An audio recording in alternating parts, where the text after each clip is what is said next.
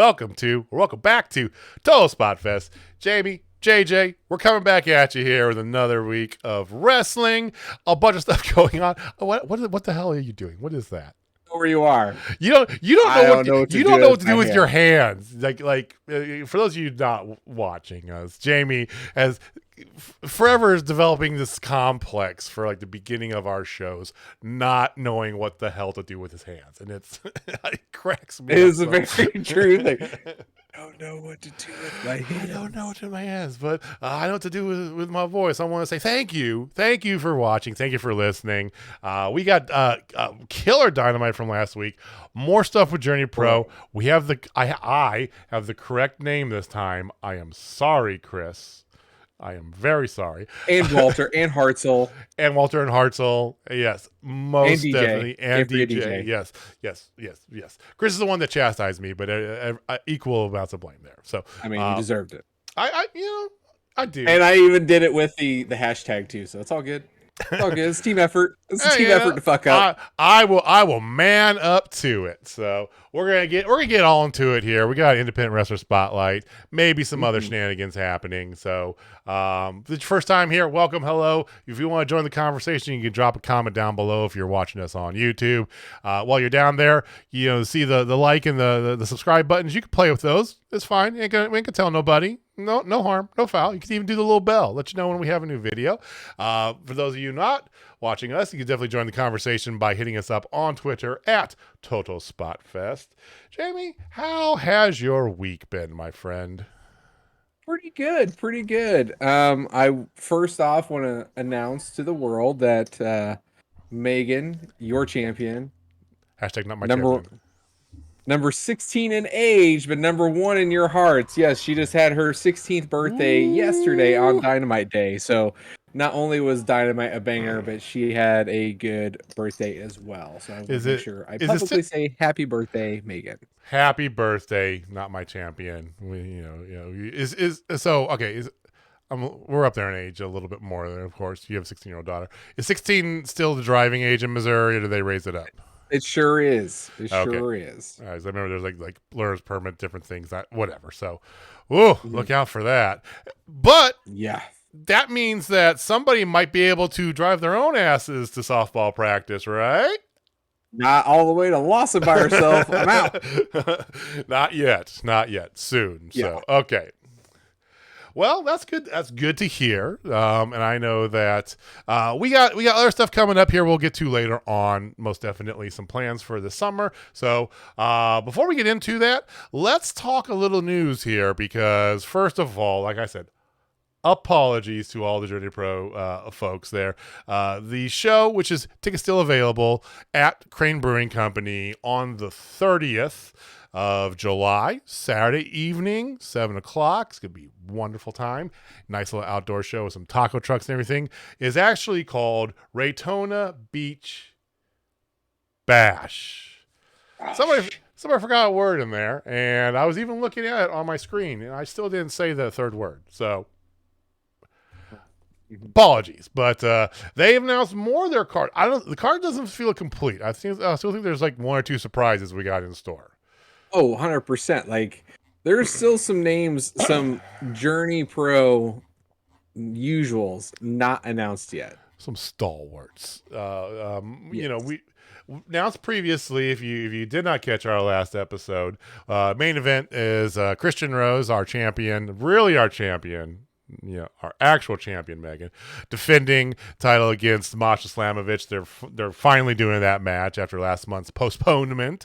So that is your main event. You have the reckoning of Luke Langley, and Jeremy Wyatt versus the Workhorsemen. JD Drake, by the way, and Anthony Henry. JD Drake, we still want to take you to barbecue. Real good barbecue. It's still out barbecue. There. Real barbecue. Real.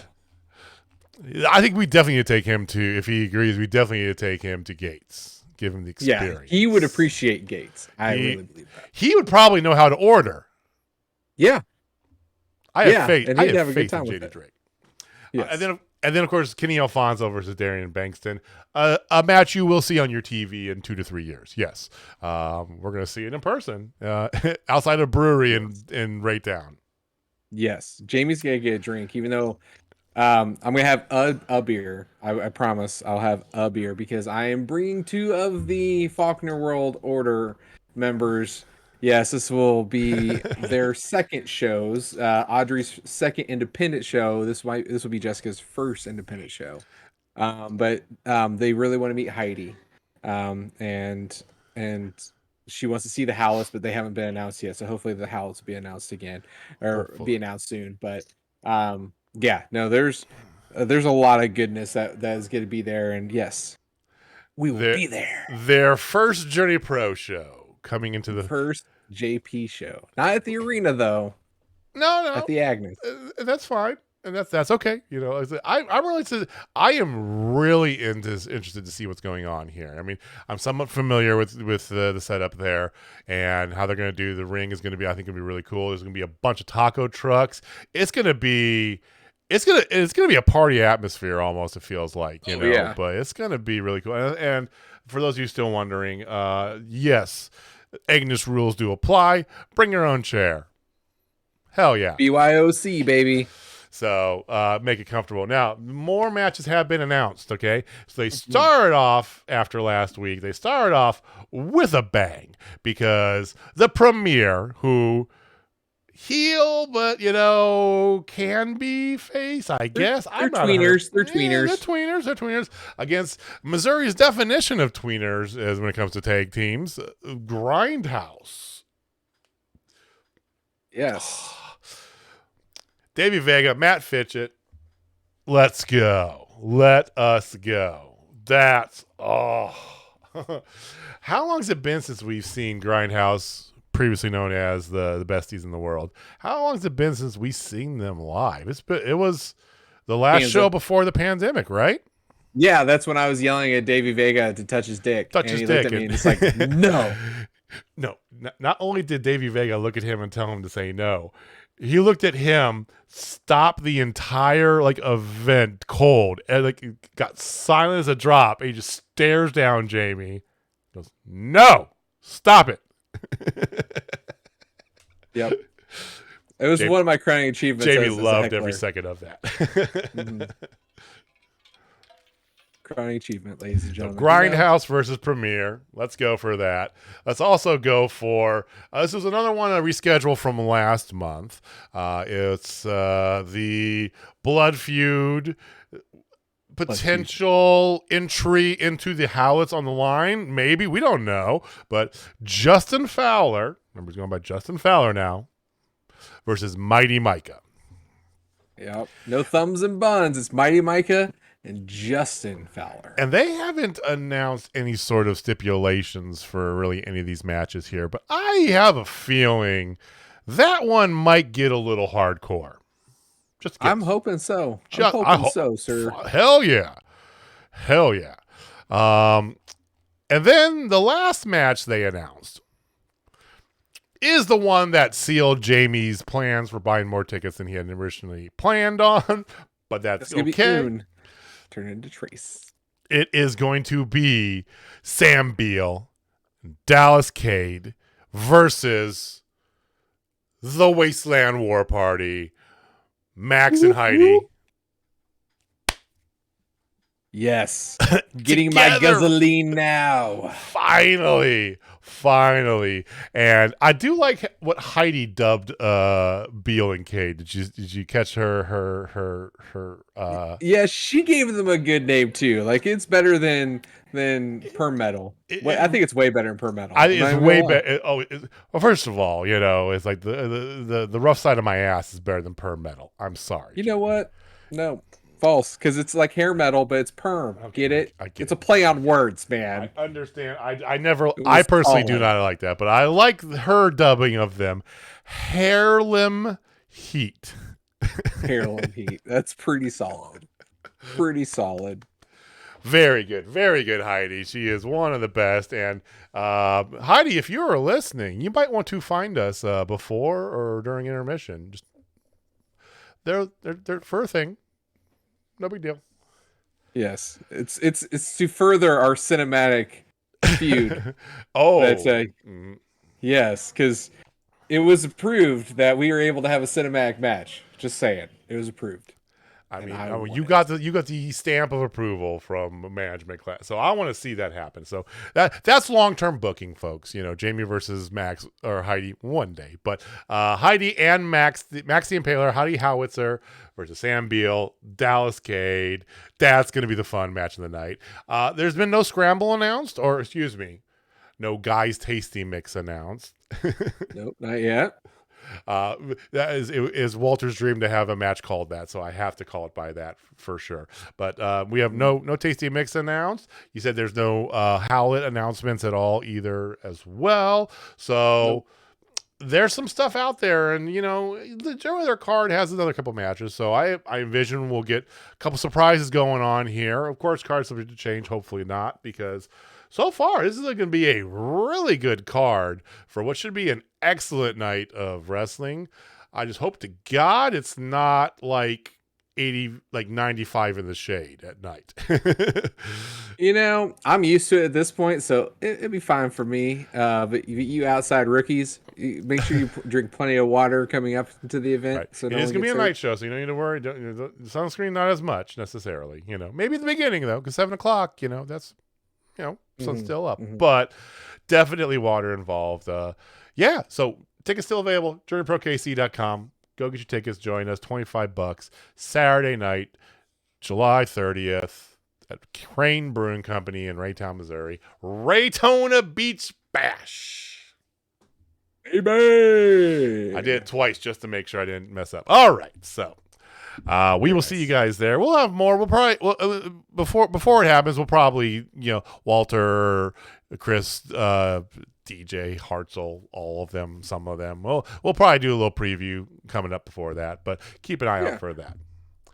Absolutely. Okay, so before we get to Dynamite, we like to talk about those independent wrestlers out there. Maybe the ones you know, maybe some that you don't know, right? Give them a little spotlight. So, Jamie, do you have a wrestler for this week's independent wrestler spotlight? I do. I really do. Thank you, sir. And this one is a Journey Pro regular. He is also a St. Louis Anarchy regular, and he is yet to be announced, ladies and gentlemen. He has been on our show. He is the one man of the cult of Gary J. He is unsigned and doesn't care. Yes, Gary fucking J. Oh, love him, hate him. You gotta respect him.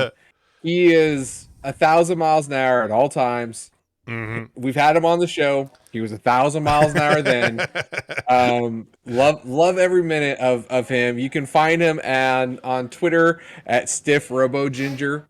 He is a solid follow. He puts out lots of little videos and things like that. We are good friends with him, and he deserves his roses too, man, because he is the one man welcoming committee for Journey Pro. yeah. Like he had a banger against Masha. He had a banger against Shaza. Like His had match a banger against Effie. His match against Effie. Yeah. I can't. I'm out. So good. He's amazing, and he's definitely worth a follow. Definitely give him a look. He travels all over the Midwest. He's been around. He goes to the South too. Minute. He goes to the South too. Yeah, he goes to the South. But yeah, he is definitely a Midwest warrior.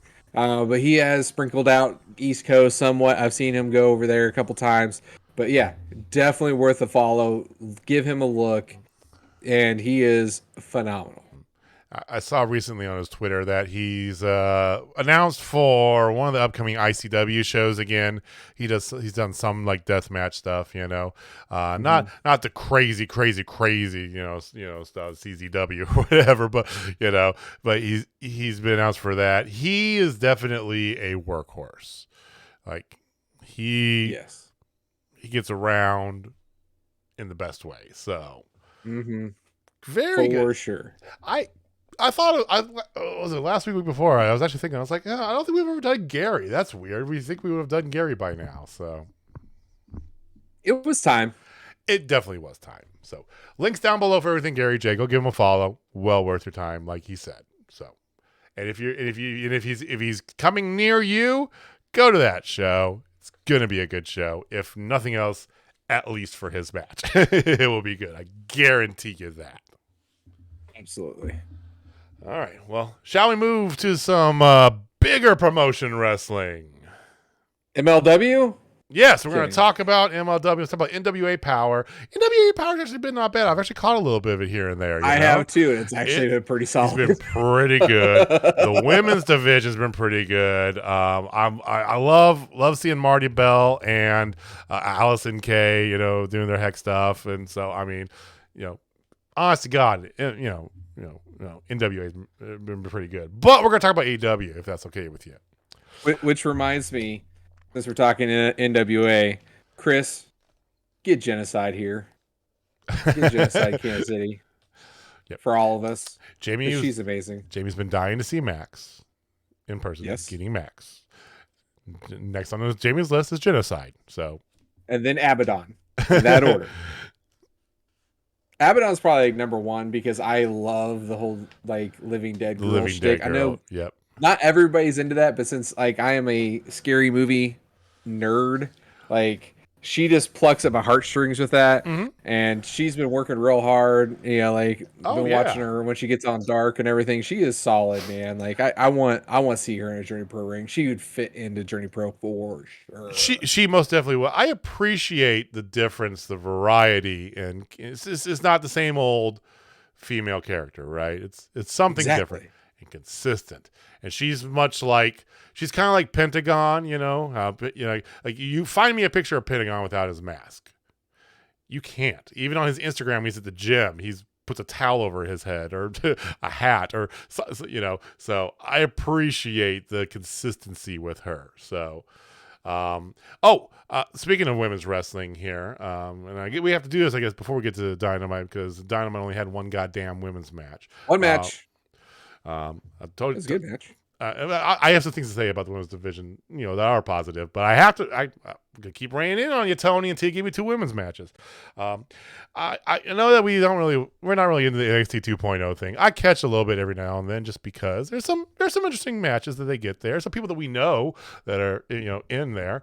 So did you see Cora Jade's heel turn? Yeah, right after they won the tag team titles. That's just weird. Felt really weird. The week after, I mean, the heel turn I like because I like the possibility of getting the what was her character that we used to know? Her indie Roxy character. Cora Elena Jade. Black. Elena Black. I like the Elena Black character, kind of the real goth, because with the little coffin that she carry around with. So I wonder if they're gonna go more dark with her because I think that she was good when she was a dark character. So. Just interesting. I saw that on Twitter. I go, interesting. But yeah, it did. Yeah.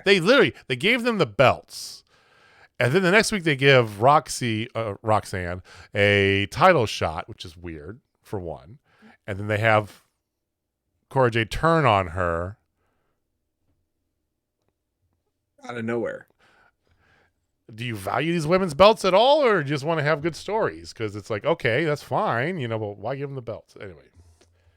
I'm kind of glad AEW does not have women's tag team belts because nobody seems to know other than NWA and Impact, those two, nobody knows to do with women's tag team belts apparently. So, whatever. Stardom does. Well, Stardom would. And then they'll be getting Io Shirai back probably in the next 45 days. More than likely. I wouldn't be surprised to see Io kind of do the Maki Ito route, this sort of thing, do some dates here, a date there, some tours, little bits of that. But she definitely wants to be back closer to her family, is what I read. Yeah. Yeah. Which I get. She's so goddamn good. I know. She's one of my favorites. I've never got to see her live because every time NXT came to town, she wasn't on the card. Nope. One day. Hey, Chris and Walter, and Io Shirai's gonna be. Yeah. Dynamite, Jamie. Let's talk about Dynamite, man. All right, this was Fyter Fest week 1, night 1. Night 1 of Yeah. 4.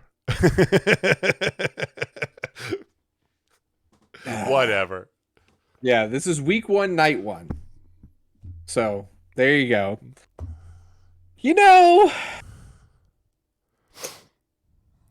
It was really good. And go ahead. I'm sorry. I want to eat a little crow too. Oh, Publicly. okay. I'm going to start off with the first match and eat crow because I bitched pretty elaborately about how they've booked Wardlow into a corner. And then this match happened and basically just said, "Hey, Jamie, fuck you."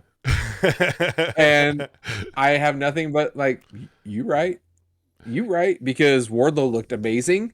This was a great match back and forth for both of them. It showed range for Wardlow, which is something that he has not had at all. No. Period. End of story. No range whatsoever. He's been booked the same way until this match. And I can get behind Wardlow. I've never said I can't get behind Wardlow. I'm not saying that at all. I just always thought he couldn't get booked right. And this was booked right. And it was perfect. Like the cartwheel out of the Hurricane Rana. Oh. Who saw that coming? Hello? I mean, he put these little. He's done these little teases here because he does the swanton, right? And he does it like and not even like a half-ass, like he full on swanton. And then it's like he has got some mobility to him that, I mean, there's some depth there, like you said. I enjoyed that. Yes, he obviously wins and retains his belt against Orange Cassidy, which that makes sense. It's his first defense. Fyter Fest night 1.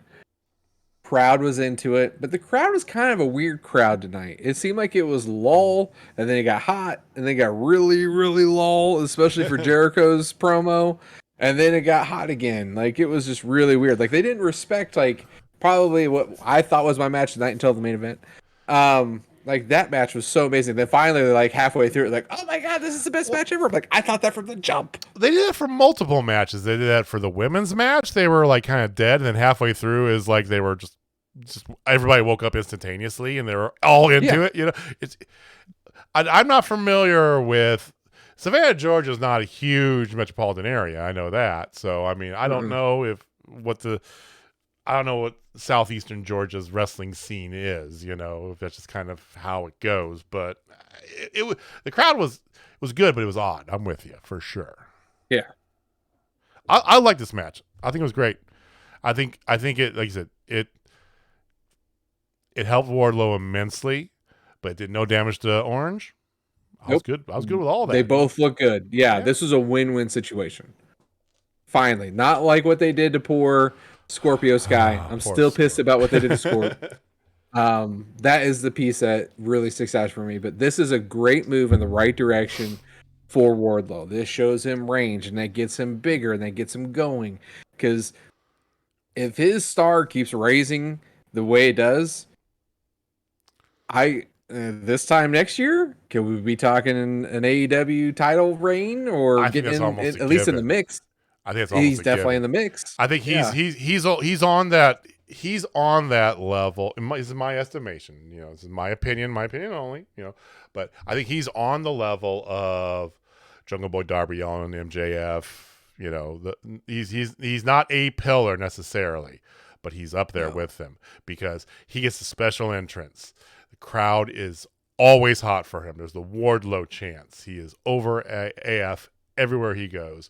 Everybody says that he's a great person in real life, right? Nicest, kindest guy, right?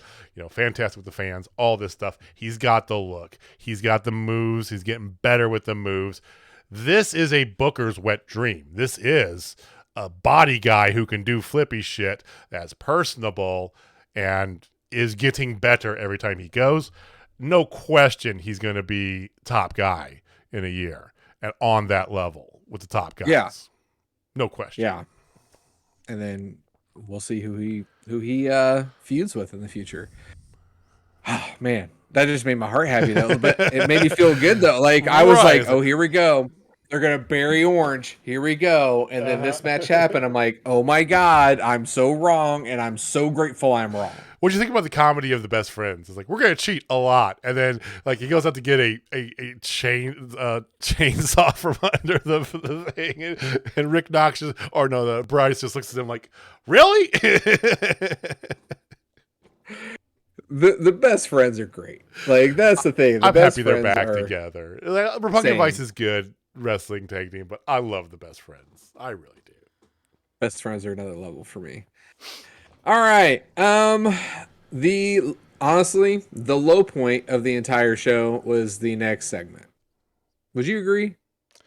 I wouldn't. I have another low point, but this had the potential, especially considering what's booked.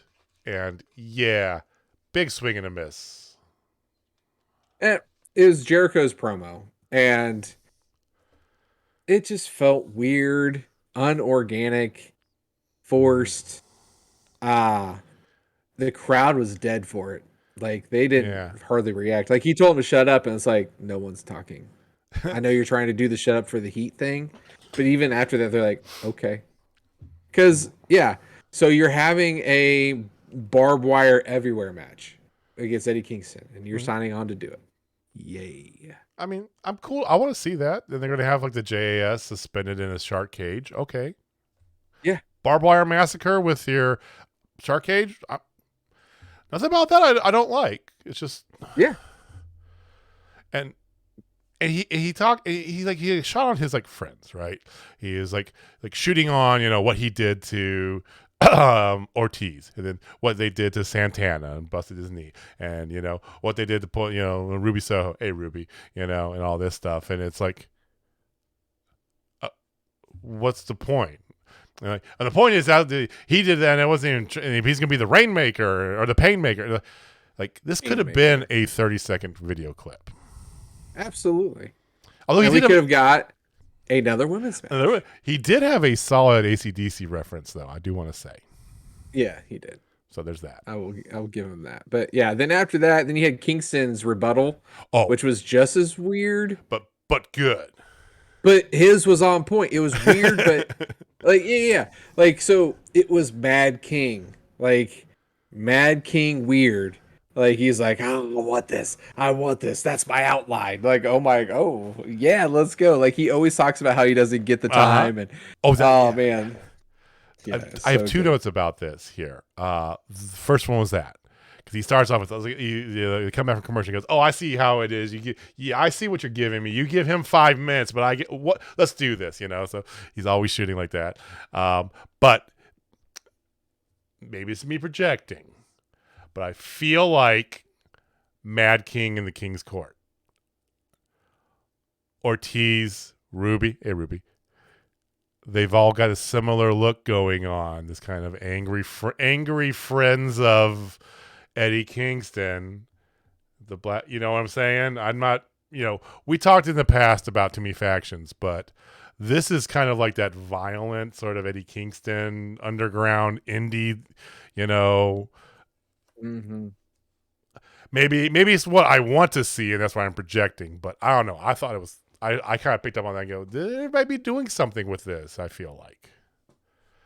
I hope so. I'm in. I'm so in. Like, Ruby needs something. Ruby right now is in that weird flux that she needs something like this. Mm-hmm. And I think this will help her. Yeah. Because Kingston's so damn over. And she is over too, but like, she just needs... Because what do you do with her? She's something on her schedule. Let's put it that way, right? And but they obviously are drawing something out between her and Tay, right? So they're not going to abandon. No matter what either of them said, this isn't the final kind of run in between Kingston and company and Jericho and company, right? We're not done with that. It's probably going to go to all out. Let's be real. I'm cool with that. All right. So after that, you had a match, and this was my match of the night up until the main event. Same Z's all over the place. So Konosuke Takeshita. I got it right. Takeshita. Takeshita. I got it right the first time. Damn it! No, you didn't. This match was so good, so good. Takeshita is my new favorite. I gotta say. Yeah. He had a match against Eddie on Friday night that was bonkers good and completely different. This guy, if Tony doesn't take this guy and put him at that level to be Wardlow's main opponent in a year's time, because oh my God, he is amazing. Like the stalled German suplex that he does as his finisher is,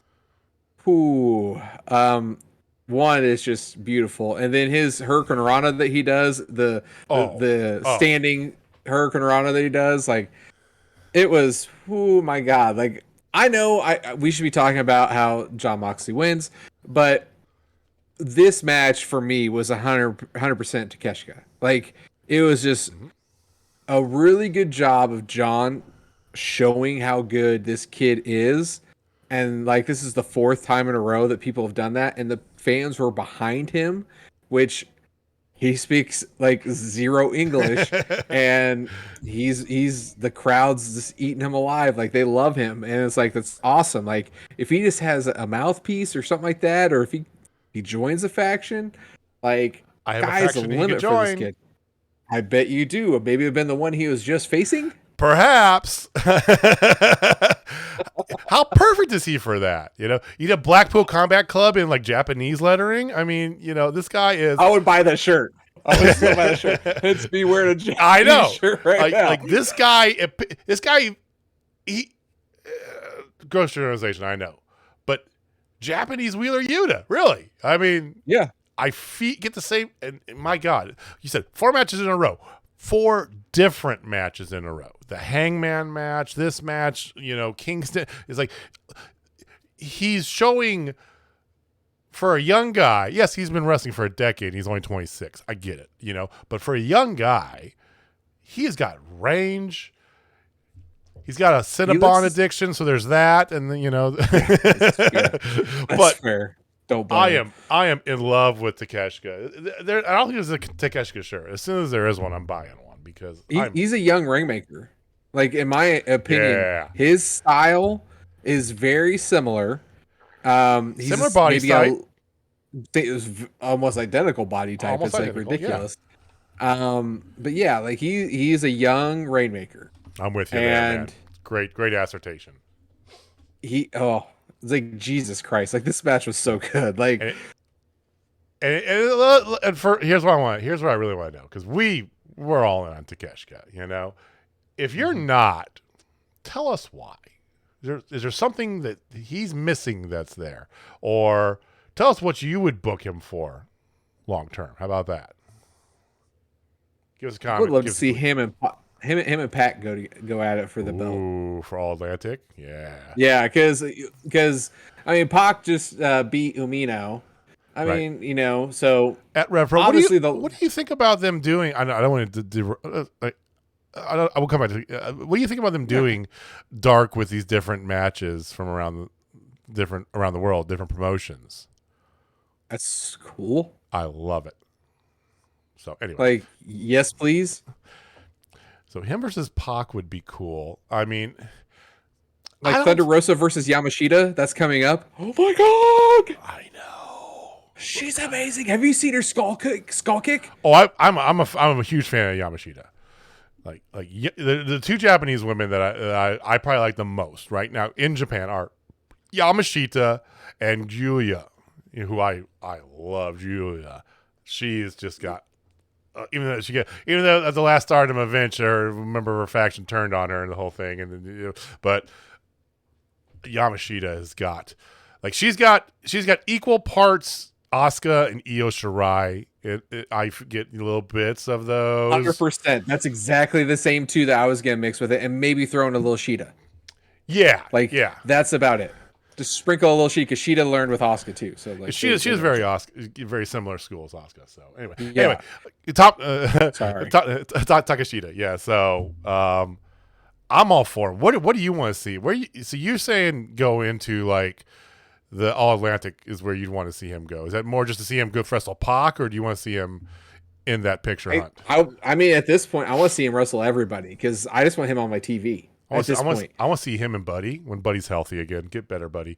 Yeah. Him and his girlfriend on the show. I know. There's a lot of people on the. I thought about that too because I was like thinking it was like get Danielson out, Punk out, Buddy Matthews out, out. It's like, oh my God, there's a lot of people sidelined. But here's the thing: that is not a bad thing when you have such a deep roster. WWE has a problem with the roster right now, and AEW doesn't because they've been able to cultivate their people on Dark and on Dark Elevation and things like that. Whereas Takeshita is able to show up and have a banger match on TV, and now I want more Takeshita in my life, That's but great point. WWE, who they gotta do? Oh, hey, Dolph Ziggler, are you available? Hey, let's not push new young talent. No, that we doesn't fit our mold. That's the beautiful thing about AEW. I think that's why I love it. There is no mold. Like there is no mold whatsoever. I would love to see Takeshita and honestly anybody in the Elite go at it. Like him and Kyle O'Reilly would be a fun ass match. Him and of course Adam Cole when Adam Cole gets healthy. Yeah, basically the Elite's completely dead. How about I'll give you a wet dream. How about you have Takeshita and his future Blackpool Combat Club? We're shipping that like a son of a bitch. Okay, we're not going to stop until that happens because God damn it, that should happen. Him and Wheeler Yuta versus Young Bucks. Get out. Or FTR. Stop it. Stop me. Stop. Those two against FTR? Holy shit. Oh my Dax, God. Those two Dax would love that too. Dax would love that match. Oh, yeah. Hell, them against the Lucha Bros together? Stop us. We're drunk. Okay, this is fantastic. Yeah, like fancy booking. Give me all the fancy we like booking. Takeshita. Yeah, just give us all the Takeshita.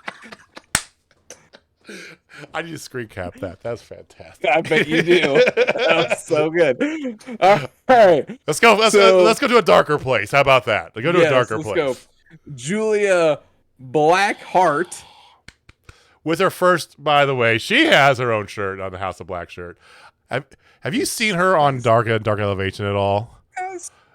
What do you think of her new finisher, that submission? You're in love, right? Yes, please. It's fantastic. Anyway, she's great. You know me in submissions. That's why I saw her do it this past week. I go, Jamie's got a hard on looking at that submission because that is something different and it looked really cool. It is a weird ass submission that is beautiful. It's like a half octopus on the ground, Yes, it's really cool looking. Like I can't. Yeah, I don't know what she calls it, but I need to find out what she calls it. It's better than a damn bulldog choke. I do know that. Sorry. All right, that's just a weak ass submission. We have a promo to get into. Sorry, we're getting distracted because it happens tonight, guys. Yeah, sorry. So Julia Blackheart says Darby Allin is not free of consequences of his choices, which I really like. Malachi says Venom is agonizing. Once it's in your system, Brody tells Allin that he didn't need his praise, and he's getting his by taking what's Allin's. So we get a Darby Allin Brody House of Black feud. Yeah, which is cool. Something I'm all for this sort of Darby Allin getting beat up because him and Brody was my favorite part of the whole double rampage battle royal, whatever, that royal rampage thing, Royal Rampage, yeah. And so that's this week on Rampage. I think we're getting that match. Mm-hmm. Yeah. So I said the Jericho promo might have been the low point. You're coming around to the actual low point here. Yep. Yeah, I'm kind of thinking the Christian Cage Luchasaurus piece was the low point. I totally forgot about it. Like I had totally taken out of my brain that it happened. PTSD'd it out of there. You're like, goodbye, it's gone. Here's the thing. I've long been a proponent, and I still do love this Christian Cage best. I do too. I feel like they're trying not to lose any heat, so they're needlessly putting him out there to get any sort of ancillary Jungle Boy thing until he's healthy, because he's fucking hurt too. I don't think you need to do that. This could have been a great place for, I don't know, another women's match. This could have been you can keep it going. Have him do a 30, 60 second scathing promo video, right? Cool, right? Digging into something about Jungle Boy, right? Because everything he's been doing has been related to Jungle Boy, but after the second week, is really grasping on straws. He goes up there to beat up Griff Garrison because he looks like Jungle Boy. He does. Just taller and blonder. You're not wrong. This did dick nothing for anybody, including us, the audience. I mean, it made Griff Garrison look like a jobber, which he is. Yeah. It just looked bad. It was just bad. It made Luchasaurus look strong, but we already know Luchasaurus is strong. So there's like literally no point for it. Does he need a squash match against Griff Garrison to look strong? No. He's fucking Luchasaurus. We already know he's strong. Yeah. So we know he can do kick-ass shit in the ring. Like, we don't need to see, since he's bad, he could have squash matches now. I'm bad. Squash. Like, it's just dumb. There's validity to, if you've got heat, you don't want to lose it, right? I understand that. You don't have to force it out there, because that's a good way to cool off that heat too. Just saying. I agree. All right, so there was that squash match, the Source one, whatever. Then you had Tony Schiavone ask Danny Garcia and 2.0 about being suspended in the shark cage, whatever. Then Danny Garcia challenges Wheeler Yuta, which I already knew that was happening, so that was kind of weird. Like a week ago, I thought. So yeah, so Daniel Garcia and Wheeler Yuta are going to go at it at Death by Dishonor. Before Death Before Dishonor. Sorry, thank you. And yep, then the big announcement, ladies and gentlemen, big announcement. All Out has officially been announced. Tickets go on sale tomorrow in Chicago at the Dow Arena. Chicago. I kind of thought, because of all the rumors and the post All Outs in Buffalo, I was kind of thinking maybe they will do Toronto after all. Maybe they will. Nope. Sticking with Chicago. I'm cool with that, except here comes the bad we news, can't guys. go this year. I can't go this year. I am unable to go because the wife is in a wedding, and I cannot. Jamie's not going to say, "See, I'm going to wrestling with my buddy for a weekend for 4 days." Yeah, you enjoy being in a wedding by yourself. You're going to enjoy a lot of things by yourself if you do that. Yeah, like child support. And I literally thought about it long and hard. And who knows?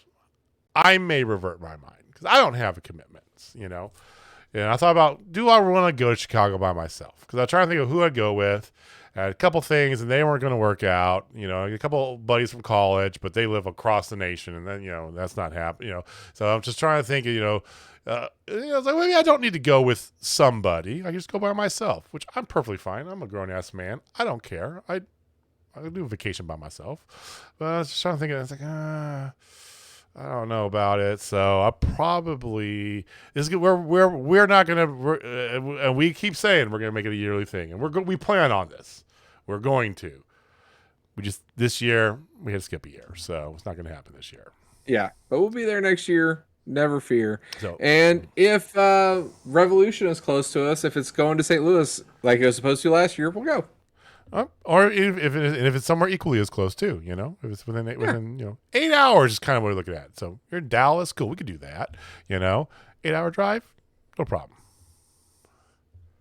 So after this, we had the most okay good match. This is probably the best way I can say it. You had the Dark Order promo first. Oh yeah, that was weird. Yeah, Hangman Page interview with Shivani, and then here comes Silver and Reynolds, and they're all amped up on Mountain Dew or something because they come in like spider monkeys and say that they're going to challenge the House of Black. Those spooky perverts is what I wrote. Like, it's your funeral, John. Okay, whatever. So the reunion of We the People, Claudio and Mr. Jake Hager. It was, like I said, the most okayest good match. Like, it was good, but it was just okay. You know what I mean? Because Jake Hager, I'm sorry, He's a one-string banjo of sorts. Yeah. Since WWE, same dude. Well, and JR even mentioned it. You just hit it right there on the head. We've seen this match 12 times before. A lot. So, because, 50-50 booking. And when we broke up, they fought each other a lot. So, it wasn't anything new that we hadn't seen. Claudio looked just as good, though. I'm really amped for his potential here. Yeah, it's fine. Oh my God. They have wrestled each other on TV 7 times. Just a quick Google. And there might be more. There might be more. Well, JR said they wrestled 12. JR said they wrestled 12 times before. So. Oh, okay. 7 times on TV on record that we know of. But yeah. So we're not going to talk about it. You can go just Google it. You can probably see it multiple times over, different angles. Yeah, Claudio wins. He does a big swing. Yay. Which, I mean, the swing on Jake Hager is impressive. It was fun. It would have been fun to see. It was cool. Claudio's Claudio, so it's all good. After this, there's Hook doesn't say anything during his interview. That was fine. Then they show Thunder Rosa's match with Mia Yamashita. You can go watch that on Dark on AEW's YouTube, folks, for free. And it's good. She is amazing. Maya Yamashita is really good. Better than Maki Ito, and that's hurting me to say. Well, here's something that won't hurt you to agree with. I'll say is that the current state of I have more things to say because there's some more women's stuff going on here. I do have some stuff I want to say about the AEW women's division. It's not all bad. The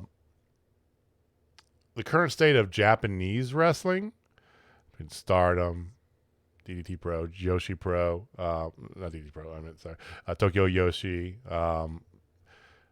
is excellent right now. It is probably as good as it's ever been. These girls are just all out athleticism, character.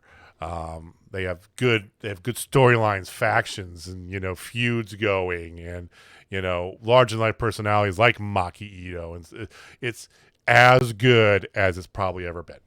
And we're gonna see it in America at some point in time here with this. Yes, I think one of my lifelong dreams now is getting to see Maki Ito live. Yeah, I'm with you. I think I'm in. I want to see that happen. Do it. But we did get to see our one. Oh, we had a Britt Baker sighting before that, by the way. Oh. Yeah, with Thunder Rosa and Tony Storm or Thunderstorm. So yeah, we had Jamie Hayter and Britt. Yeah. One women's match.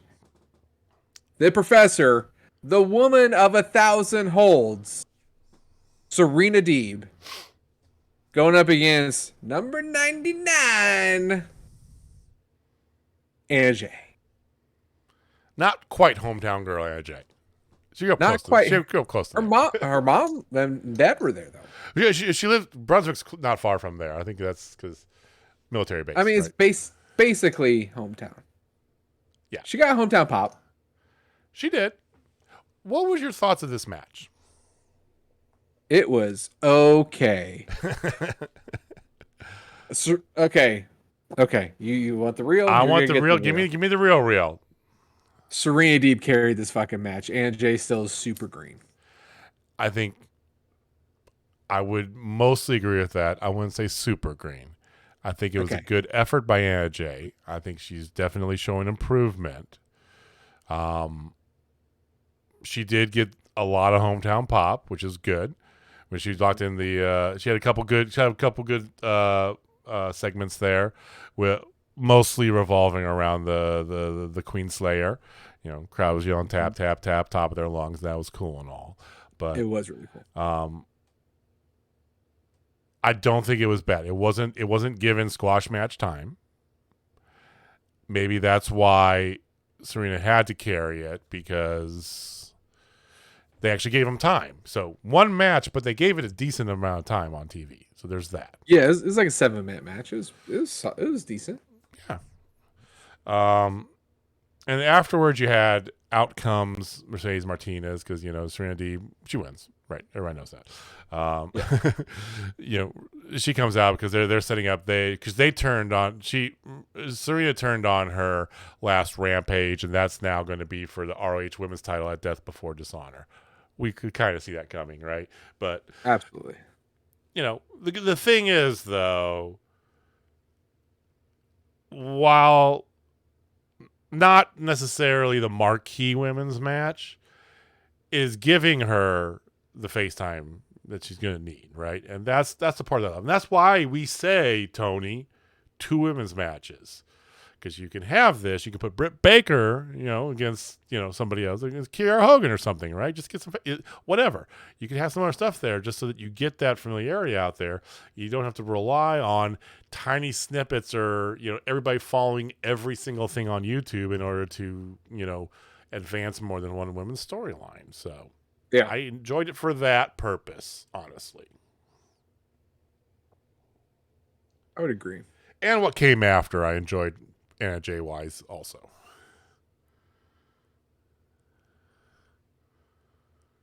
Anna Jay had a promo thereafter. So they did a baddies promo. Oh, yeah. Tay Connie confronts Anna Jay. Her former friend says she needs to make better choices if she wants to get on TV more. She paused there. She didn't make better choices, which is just funny. Right. Objectively funny right there, if you want to get on TV more.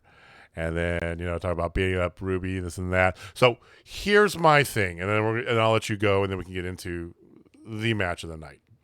Spoiler, guys. Bye. Hands down. While, yes, one match, they spent a good amount of time talking about and showing clips from Thunder and Mia. They had a Britt Baker and Jamie Hayter sighting on there, at least. We know it's going to be Britt Baker and Thunder Rosa at All Out. If you don't believe that, I have a bridge to sell you somewhere, okay? We got in the women's match, we got somebody who's not a marquee talent getting that airtime, plus continuing on with the storyline that's already established, and the furthering of another storyline with my favorite, your favorite, everyone's favorite, Ruby Soho. Hey, Ruby. So I think, and I'm not going to say that this is William Regal's influence or other things like that, but there's definitely been attention to more developing storylines, plot lines there. Even the baddies of Jade Cargill, right? That usually has a little bit of depth now with Layla Gray in there. So they're doing some stuff, so I feel like they're going in the right direction. I do. I do too. It's just, if we cut out one of those promos, maybe just do what the old WWE thing: have a women's tag team match and have a women's single match, or have a women's triple threat match and have a women's singles match. Something. Get 2 on TV. They fucking deserve it. Right. And you can make it, you can make it like a couple 6-7 minute matches, right? If you don't, because some of this other stuff I feel like it's like, I have to continue the storyline front and center. It's like Christian stuff. You really don't. The Jericho thing. Jericho sells tickets by himself. You're fine. Okay, you don't need to have no matter what he tells you backstage, he doesn't need 5 minutes spouting bullshit about nothing, right? And no one cared. Right. You had a decent women's match that might care a little bit. So okay. I'm in. Match of the night, hands down. Could have been a 5-star. It was really damn close. Oh my God. I'm not gonna give it a 5, but it was so good. It was 4 3/4 easy. And this is the AEW World Tag Team Championship. That is the reigning, defending Young Bucks, Matt and Nick Jackson, going against Swerve Strickland, Keith Lee, and Ricky Starks and Powerhouse Hobbs. Oh man. I have 2 things to say. Okay. 1. He's composing himself, guys. I get there. I love Ricky Starks. Ricky effing Starks, man. He is. That's it. Like, I could just stop there and be content. But that and the little things between Swerve and Keith Lee. Oh yeah. The little things. Like, Swerve had the belt in his hand, looked right over at Keith Lee, like, am I going to hit him with the belt? And he's like, no, I got this. And then he gets a kick in the face for his troubles. It's a little insta karma. How do you take this one? For one, I want to start with that because I thought about that too. I thought about this before the match too, because it's like, it is the easiest way out at the world title battle royal when he eliminated Keith Lee to have these two feud against each other. That is the lazy man booking, easy ass way out to do it, right? That's what Vince McMahon would do. Obviously, considering how he utilized these two guys, right? But I'm glad they didn't, and it made it a deeper story for them, who are both big stars on their own, honest to God. I mean, I'm happy for that. I knew this was going to be a fantastic match just because everybody involved, but I didn't expect it to be quite so bonkers as it was, because it paced fantastic. All 6 people had great spots. I love some of the spots in this match too. Northern Light chain, and then Nick. First of all, Nick was kind of started the match off feuding with Matt feuding with Keith Lee, which is just like, he's like, you're one of his legs. Stop this. So after he does a Northern Light chain on Ricky, I think it is, he goes to do a Northern Lights on Keith Lee, and Keith Lee just looks at him, and then here comes Hobbs, and he grabs him like he's going to do the double Northern Lights, and they just look at each other like, this white boy is doing what? And then they team up and beat him up. So some of the little things amongst these 6 is that those, not just the whole thing between Lee and Swerve, but some of those other things throughout the match, fantastic. It's worth a second watch, I think, because of that. Yeah, I'm going to watch it again because, like, there was just so much going on. Like, hell, the over-the-top rope by Keith Lee, suicide dive, or tope suicida. Oh my God. Like, that was bonkers. They going for the Meltzer driver, and here comes Keith Lee to catch his stick in the air. It's like, oh my God, here we go. How about the succession of super kicks to get Keith Lee off his feet? That was amazing. Ricky Starks and the Young Bucks posing together. Can we talk about that for just a second? And then them immediately turning and double super kicking him. Yes. So this many match good spots, guys. Everything. Oh. But yeah, what had more than anything was probably near pinfalls. The last 5 minutes was fucking bonkers. Honest to God. Every team had something close, and here comes Starks breaking it up. Then here comes Keith Lee breaking it up. Here comes the Bucks breaking it up. It's like I legitimately thought it was over 6 or 7 times. All over the place. Like, oh, they're actually going to give the belts to... No, they're not. Okay. Like, holy shit, they're going to let the... No, they're not. Like, oh, they're going to retain... No, they're... It just kept going. And it's like the goddamn Energizer Bunny of near falls. Yeah, but it does end, ladies and gentlemen, spectacularly, with Swerve hitting his Swerve Stomp for the W, and new tag team champion Swerve in your glory. I did not have that on my bingo card, man. Not at all, because one, it's getting dropped on a random Wednesday. I mean, I know it's Fyter Fest week 1, night 1.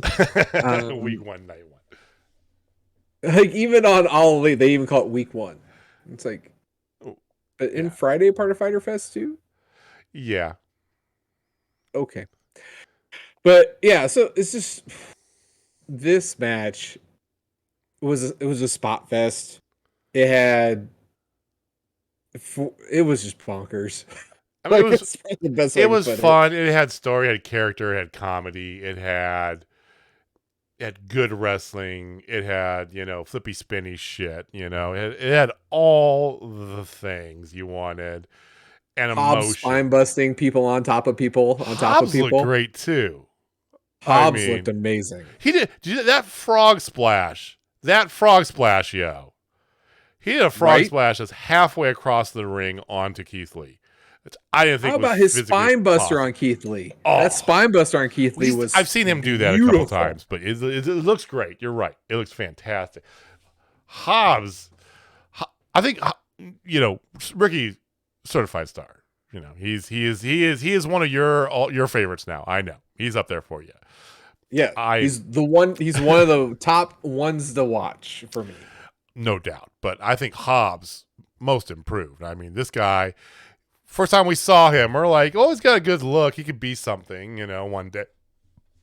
I think it's one day. I mean, I do, because I really enjoyed all 6 of these guys. There wasn't a weak link anywhere. That's the part I think I like the most. So, hot take time. Go for it. I don't know if I can think of anybody else in wrestling that I've personally seen on TV or in person that has a better spine buster than Will Hobbs right now. Because that thing is beautiful. You talking all time or just current? Oh, current. No, all time. That's not a thing. I'm like, you're disrespecting the good name of Arn Anderson if you say Arn Anderson. Triple H had a great one. Batista had a good one. Hell, even The Rock had a good spine buster. He really did. But I mean, because of course he popped right up into the people's elbow. But I would say Moose's is pretty goddamn good. It is good. But do you think it's better than that? Because I think I don't fluid. know. And it looks like it fucking hurts. Like, Moose's looks powerful, but doesn't necessarily look as fluid. Moose's is part of his arsenal. It is definitely an integral piece of Will Hobbs's set. So yeah, I think it's like more his signature move. It's more important for Hobbs than it is for Moose. So, but I would probably say, just off the top of my head, he'd be the closest I'd say. But I agree with you on that. I think that's what do you guys think? Assessment. What do our listeners think? Who out there in wrestling right now has a better spine buster than Will Hobbs? I'm willing to listen. We can have a civil discussion. I will not, do anything unless you say something like the Lion Tamer is the worst move ever. Then yes, we will not have a civil. Or you start talking about Lord of the Rings, or You guys, if you listen to us at all, Jamie's hot buttons. So push them. Go for it. No, don't push them. So, okay. The other question on this here. Everybody and their mother, and we were front and center on driving this train, fully thought, hey, this Buck's got the titles. FTR is collecting titles. They're set for All Out. Do you still think that All Out is what? It's 6 weeks away? 6 weeks away. So no. I mean, that seems too close to It won't do. Strip the belts off of. I mean, that would not do Swerve and their glory justice. If I don't know, maybe they're gonna pull a Cora Jade. I don't fucking know, but I don't foresee that happening. So interesting, right? Interesting. I don't know. I could see another triple threat ladder match at All Out. FTR, Bucks, because obviously the Bucks are going to be on the pape, as they like to say, and Swerve in them, and I think that would be the perfect opportunity for the Swerve turn in 6 weeks. Okay. Plus, the Bucks never got their triple threat ladder match. They got a regular ladder match, which is excellent, where they won the titles. Okay. I can get behind that booking. I mean, I think FTR and Swerve in their glory does me justice. I'm all for that. Oh, same. I want that, but the Bucks are, hey, we're EVPs. Put us in the pape. And the build outs has been, the teases, everything has been towards, Bucks FTR2. So we shall see. Any other thoughts about this? I thoroughly enjoyed tonight's Dynamite. I thought it was excellent. Very good. Even the low parts were whatever, I mean, it didn't deter me from saying this was an excellent Firefest night 1 of 4. Yeah. No, I thoroughly enjoyed this one. It was a lot better than I was personally expecting. No, it was solid, man. Like, it was a really, really good show. They still planted seeds for the women's division. They planted seeds for some of the other stuff. They spent too much time on some of the other stuff. But then they gave you Konosuke Takeshita and the main event. Yeah. Yeah. I mean, Konosuke Takeshita, man. Jesus Christ, ladies and gentlemen. Like, I can't. Keeps going back to it. Like, legit. So good. I didn't even have to ask. I knew, like, out. I knew 60 seconds into that. Like, oh, this is Jamie's match of the night. It's mine too, really. But no, it was. And then look literally out. Swerve, Bucks, and Hobbs and Stark's like, hold my beer. Like, let's just fucking tear the roof off of this place, and they did. Well, Tony had to pull a Swerve. Hey, all right. On that terrible joke, that's what we're gonna call it. So, thank you guys for watching. Thank you for listening. Like I said, we'll be back next week, same time, same channel. Talk about what's going on in wrestling here. I know that we're gonna preview a little bit more. There's probably a few more matches coming up. Maybe gonna be surprises. I don't know. For Raytona Beach Bash, July 30th, for Journey Pro KC at Crane Brewing Company in Raytown, Missouri, 7 p.m. on the 30th. Get your tickets at Journey Pro KC. We'll preview that coming up here. Keep an eye out. Like I said, we got some stuff going on here. We're gonna JD Drake, we want to take you to barbecue. It is out there. You're going to be in Kansas City, and from what I see, you're going to be here for more than a day because I think he's doing a wrestling clinic on Saturday. So, hey, we want to pay for you to experience the gloriousness that is Kansas City barbecue. So, please respond to Jimmy's text. Please. So everybody out there, tweet at JD Drake, tell him, like, hey, Spotfest boys want to take you to barbecue. Damn Skippy. That's all I got. So thank you guys. We will see you next time. Jamie, take it home, man. All right, ladies and gentlemen, if you're not down with Total Spotfest, I have 3 words for you. Konosuke Takeshita, people. All right, guys. We'll see you next time. Peace.